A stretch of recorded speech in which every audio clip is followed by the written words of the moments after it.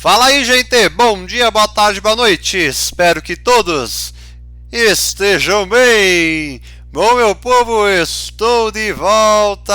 Aí, meu povo, voltei agora para mais uma videoaula e agora nós vamos continuar o que estávamos vendo na aula anterior. Mas, Henrique, o que estávamos vendo na aula anterior? Bom, você pode estar vendo outra aula e caiu nessa, isso sem problema nenhum. Mas na aula anterior a essa, né, que eu estou gravando, nós estávamos conversando sobre o nosso terceiro grupo de plantas, que no caso eram as gimnospermas. E aí nós só faltava falar das angiospermas, que é o que eu vim fazer aqui agora, neste exato momento. Então agora nós vamos aprender um pouquinho mais sobre as angiospermas, o último grupo que falta, né? Mas, meu povo, antes de falar mais especificamente delas, para quem não é inscrito aqui no canal, já se inscreve no nosso canal Estudo Fácil, seja muito bem-vindo, já se inscreve no canal, deixe o seu like, ative as notificações e também compartilhe com os seus amigos para que eles também venham estudar com a gente aqui no nosso canal. Então, meu povo, antes de começar, lembrando, as gimnospermas nós já trabalhamos, tá bom? Então, este tema aqui já está ok. E aí, este então aqui é um assunto de biologia do setor B, tá? É um tema de segunda série. E aí, este assunto está nas aulas 17 a 23, né? No caso das angio, é da aula 19 a 23, da sua apostila de número 6, do sistema Anglo de ensino. Beleza, meu povo? Tranquilidade e suavidade? Então, ó, antes de nós começarmos a falar especificamente das nossas queridas angiospermas, bora soltar a famosa vinheta do nosso canal. Então, simbora!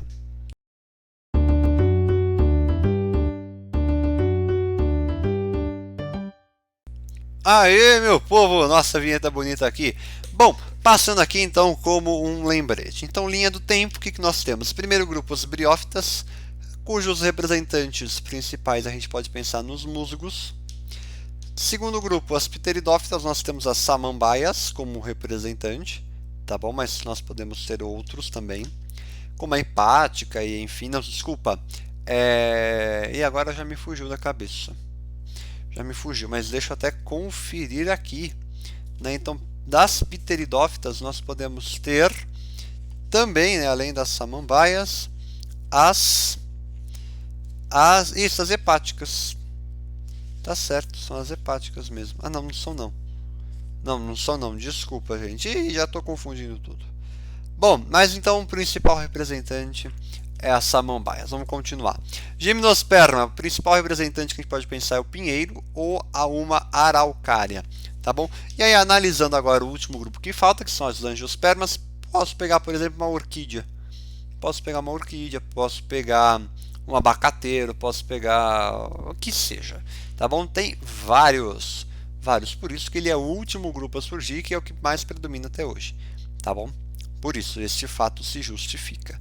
Bom, trouxe também aqui algumas classificações importantes que nós temos na parte da botânica, que é essa parte que nós estudamos.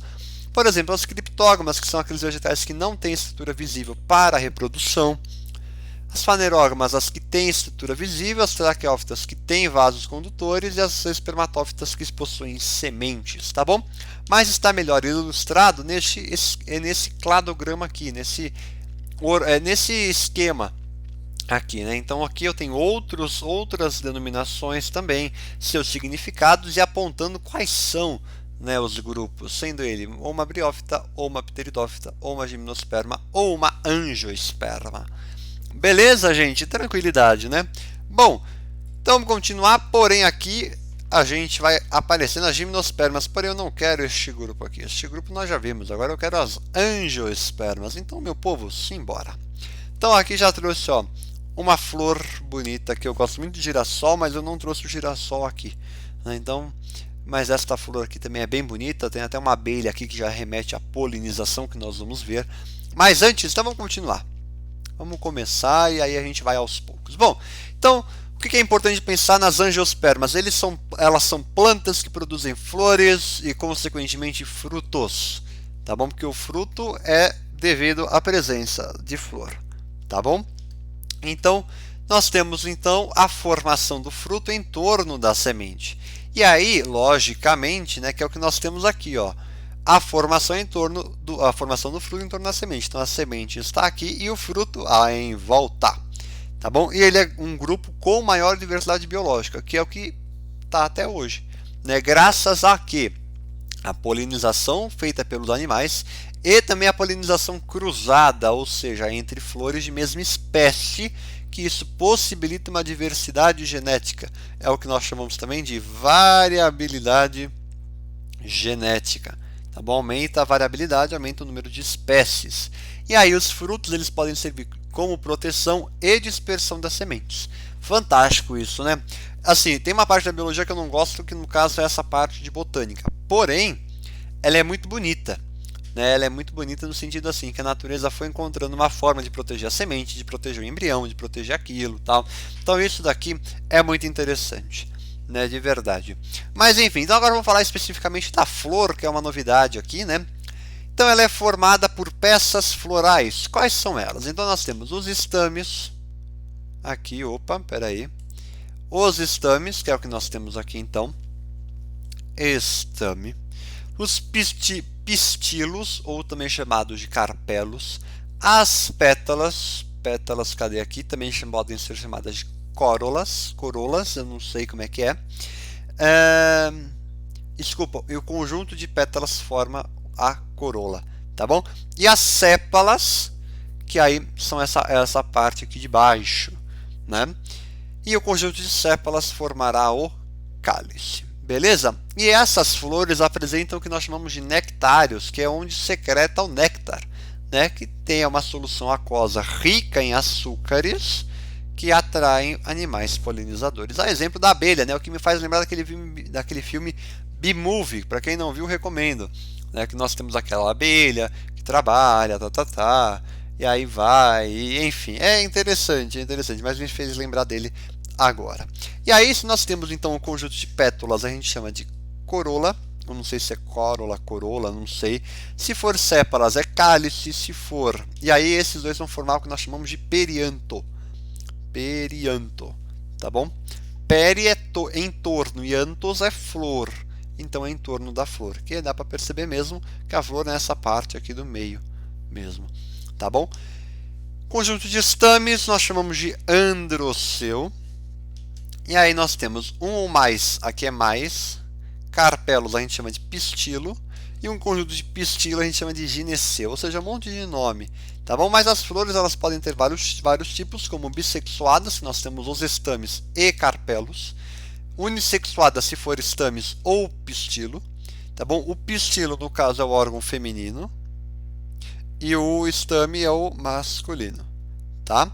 E aí também podemos ter as flores sem peças florais, beleza? Até então, tranquilo. Então vamos continuar? Simbora. Peças florais. O que nós temos aqui? Elas surgiram ao longo do tempo pelas modificações das folhas. Então isso daí é importante pensar, né? Analisando uma por uma. Então os estames, o que são? São modificações nas folhas com microesporângios, ou seja, é o esporângio masculino. Lembrando que tudo que a gente relaciona o micro, a gente está falando do masculino. Tá bom? Lembre-se disso. Qual é a função dele? Proteger os microesporângios nas anteras, órgão masculino, ao realizar a meiose. Micrósporos são produzidos e originarão o que? O grão de pólen, que vai ser o gametófito.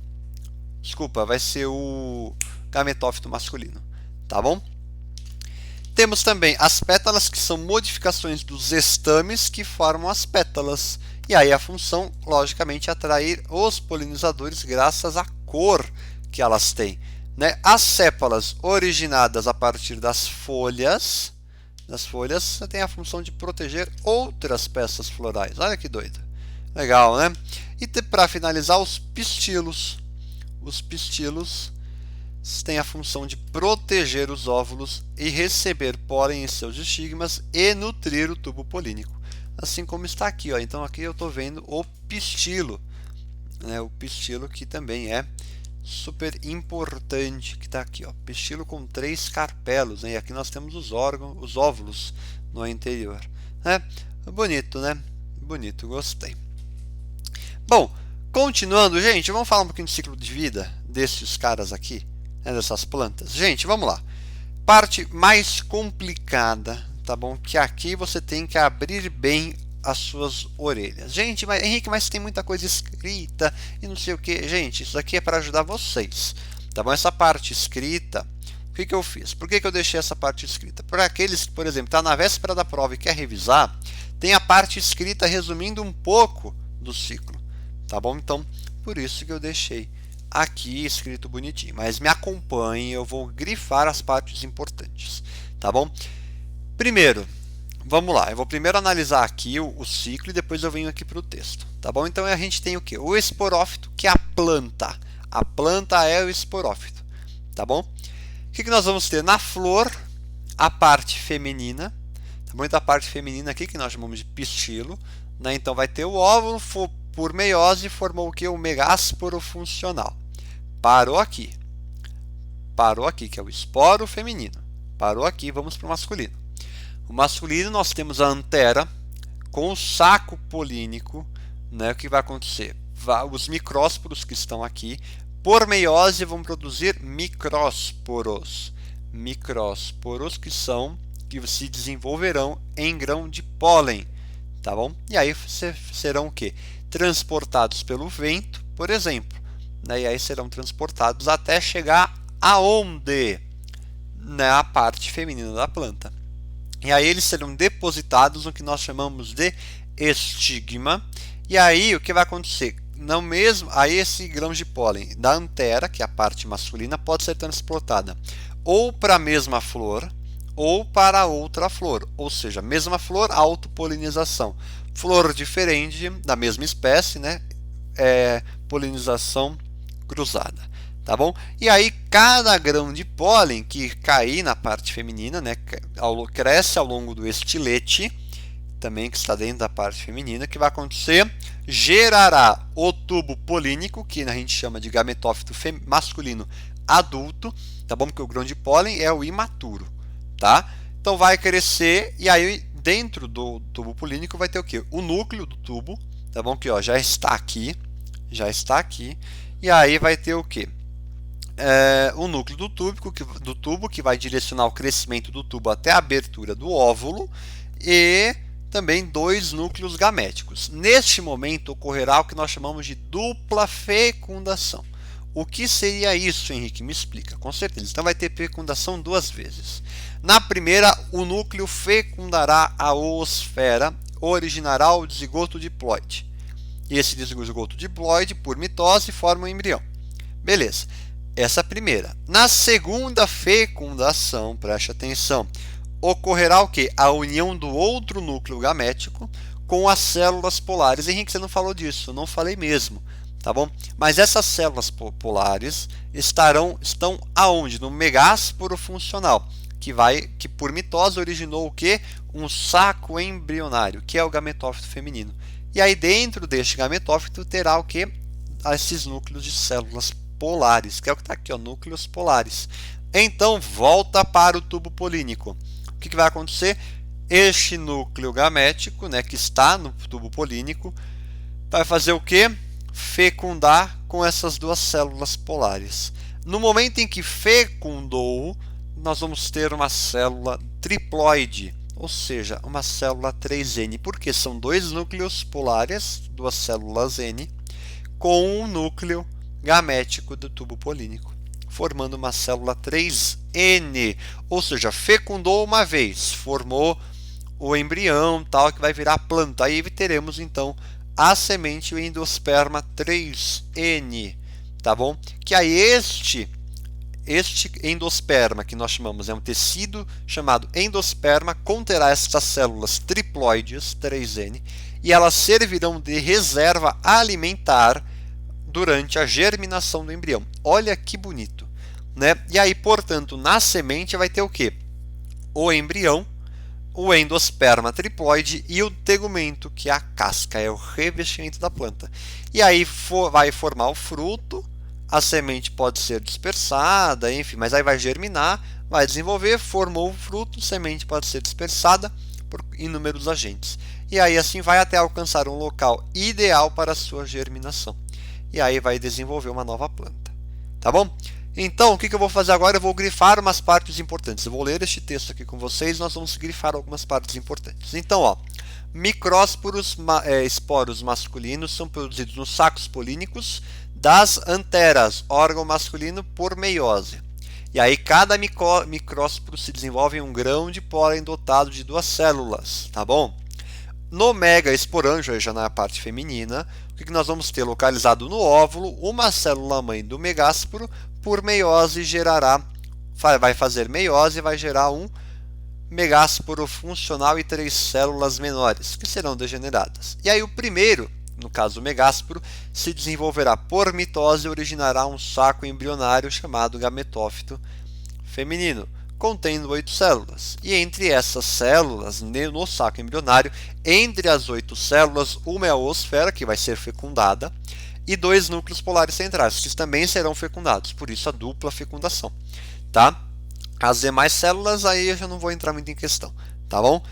E aí na polinização, volta para a parte masculina, os grãos de pólen serão depositados no estigma, e esses grãos de pólen da antera serão transportados para o estigma da mesma flor, autopolinização ou de outra flor da mesma espécie, cruzada, tá bom? E aí cada grão de pólen cresce ao longo do estilete e gera o que? O tubo polínico, gametófito masculino adulto. E em seu interior vai ter o que? O núcleo do tubo, logicamente, que vai direcionar o crescimento do tubo até a abertura do óvulo, e 2 núcleos gaméticos, que vão fecundar o que? As células polares centrais que foram geradas no saco embrionário. Doido isso, né? Ocorreu a dupla fecundação, que eu já expliquei, que o núcleo fecunda a oosfera e origina o que? O zigoto diploide. E aí vai se tornar o embrião. Na segunda fecundação ocorrerá o que? A união do outro núcleo gamético com as células polares. E aí vai formar uma célula triploide, que vai ser o que? O tecido endosperma, que vai servir de material de reserva alimentar ao ocorrer a germinação do embrião. E aí o óvulo converte-se em semente e o ovário se desenvolve e origina o fruto verdadeiro. Doido isso, né? Olha, muito bonito, né? Mas enfim, então vamos continuar aqui, vamos seguir. Sei que é pesado, mas ó, já estamos acabando, tá bom? Prometo. Então vamos lá. Falando agora um pouquinho de polinização, que é o que nós já estávamos falando, pode ser feita por polinização cruzada, onde os grãos de pólen são levados para os estigmas de outra flor, de outra planta da mesma espécie. E aí vai favorecer o que? Uma variabilidade genética e também a questão das mudanças ambientais, porque se nós temos uma flor que vive, né, que nasceu num campo tal, ela pode ser levada para uma floresta, para uma flor que está bem longe dali. Né? Então, isso também tem a ver com a mudança ambiental, e isso também favorece muito para a flor se adaptar com a mudança. Ou a autopolinização, que os grãos de pólen são depositados na mesma flor, que são comuns nas plantas de pequenos portes, e aí é favorável então à produção comercial em larga escala, pois são independentes de agentes polinizadores. E aí os descendentes, logicamente, não serão iguais às plantas geradoras. Por quê? Ocorreu meiose, o que quer dizer meiose? Uma célula produz 4. E aí vai ter variabilidade também, que é o que está aqui então. Tá bom? Tranquilo, né? E aí falando então mais um pouquinho, mas a gente pode ter essa polinização feita por animais, que aí vão ter uma relação que mutualística, ambas vão se beneficiar, e claramente os animais se alimentarão do néctar e vão favorecer a polinização da flor. E aí eles vão transportar o pólen diretamente para a flor em diferentes distâncias e ambientes. Doido, né? E aí, logicamente, vai ter uma alta taxa de eficiência, que é o que acontece com as abelhas. Né? Então, por exemplo, da abelha. Então vai até a flor, pega o néctar e vai pegar os grãos de pólen também. E, logicamente, esses grãos ficam aderidos ao corpo do animal e serão transportados para outras flores. Mas também pode ser pelo vento, que nós chamamos de anemofilia, quando as plantas não têm muitas pétalas, né? E aí vai dificultar o que? A vinda de animais polinizadores, porque não atrai muito eles.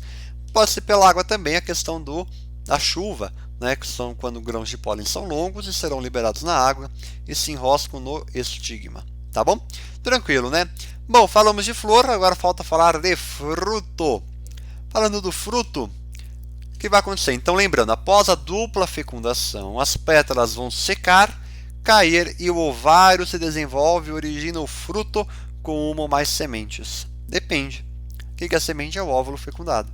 E aí, ó, as funções dos frutos, né? Isso eu já tinha falado, ó, proteger a semente e ajudar na dispersão. E aí nós temos o que? Os frutos carnosos vão atrair as aves dispersoras, né? Em específico as aves. E os frutos secos, né? São dois tipos de frutos, participam da dispersão, pois podem ser levados pelo vento ou ficarão presos nos pelos dos animais. E aí vão cair em outro lugar, e aí seja o que Deus quiser. Camadas do fruto, nós temos o epicarpo, que é a parte de fora, mesocarpo, a parte de dentro, e endocarpo, a parte que está em torno da semente. E aí juntos vão formar o pericarpo, que é o que nós temos aqui um exemplo do abacate, né? Então, epicarpo está fora, mesocarpo meio e endocarpo dentro, né? A parte que está mais próximo da semente. Tá bom, né? Bonito isso, né? Eu acho bonito. Falando então agora um pouquinho dos tipos de frutos, nós temos esta imagem aqui que nós vamos analisar. Falando dos frutos simples, são formados a partir do pistilo com um carpelo, tá? Tranquilo, os frutos agregados, formados por diversos ovários independentes presentes em uma única flor. Quer ver? Vou dar exemplos também aqui de frutos assim, né? Então, frutos simples são formados a partir de um pistilo com um carpelo. Exemplo, abacate, manga, tomate, que aí já é por carpelos unidos, e enfim, os frutos agregados são formados por ovários independentes presentes em uma única flor, como a framboesa. Temos também os frutos múltiplos, originados por vários pistilos de diversas flores unidas em um eixo. Exemplo, a amora, jaca e o figo. Doido, né? Bom, nós temos também os frutos secos deiscentes, que eles vão se abrir quando estão maduros e liberar as sementes. Os indecentes não se abrem quando estão maduros, tá bom? Então, ó, os deiscentes nós temos as vagens do feijão e da soja e os frutos da mamona e do urucum. E os secos, exemplo, os frutos do girassol e o do milho, né? Bom, temos os pseudofrutos, que possuem as outras estruturas da flor além do fruto, né? Que é o ovário desenvolvido. Que aí o fruto, né, ele é formado. O fruto em si vai possuir outras partes da planta, como por exemplo a maçã, né? Então a maçã, o que nós temos? A parte mais desenvolvida e carnosa é originada do tubo floral, onde o ovário está envolvido por tecidos de pétalas, sépalas e estames, tá bom? Doido, né? E os partenocárpicos, eles não vão apresentar semente, pois os seus óvulos não foram fecundados. Exemplo, banana. Tá bom? Exemplo, a banana. Bonito, né? Bonito, muito doido. Aí eu trouxe também este esquema aqui que vai ajudar bastante vocês a entender isso. A entender. Então a gente tem aqui o ovário e tal, enfim. Então isso aqui, quem tiver calma e quiser ler, pode ler, que vale a pena para você entender bem os frutos. Tá bom? Falando um pouquinho da dispersão, né? Como que ocorre a dispersão? Quando as sementes são espalhadas e levadas para novos lugares, onde irão se desenvolver. Tranquilos, aqui é a definição básica de dispersão. Né? E aí eles, consequentemente, ao serem levadas, têm uma vantagem, que aí pode cair em um lugar mais favorável e gerar mais descendentes, certo? E aí, consequentemente, terá uma variabilidade genética maior. Por quê? Se uma planta está em um lugar A e foi levada até um lugar B, neste lugar B pode ter outras plantas e aí pode gerar outras descendentes ou uma variabilidade genética maior. Como pode ser levada, como pode ocorrer essa dispersão? Né? Nós temos então pelo vento, pela água, por animais ou até mesmo pela própria planta. Então o vento são levados, né, tranquilo, pela água. Os frutos que flutuam devido à sua baixa densidade são levados pela chuva, né, ou estão localizados perto de lagos, rios e mares. Né. Por animais, Os frutos carnosos são chamativos, né, consumidos pelos animais que vão transportar sementes até outros lugares, ou mesmo pela própria planta. Exemplo, tem uma planta que eu não sei o nome, mas que tem aqui perto de casa, que quando às vezes a gente até gosta, né, eu pelo menos, você tem uma parte dela assim que você até pisa, né, faz um barulhinho bom, enfim. Para quem conhece, aqui na frente do Fleury que tem aqui perto de casa, né? E aí lá você pisa tal, até que quando ela estoura, pá, vai semente para tudo quanto é lado. Então isso é pela própria planta, né? E aí que a planta faz essa dispersão. Bonito, né? Bom, falando agora um pouquinho das classificações das angiospermas, nós temos as eudicotiledôneas e as monocotiledôneas. Como que é feita isso? Né? Se refere ao nome de pequenas folhas primordiais dos embriões, chamadas de cotilédones, que estão presentes na semente. Né? E aí esses cotilédones vão absorver nutrientes do endosperma, que é aquela célula 3N, durante a germinação.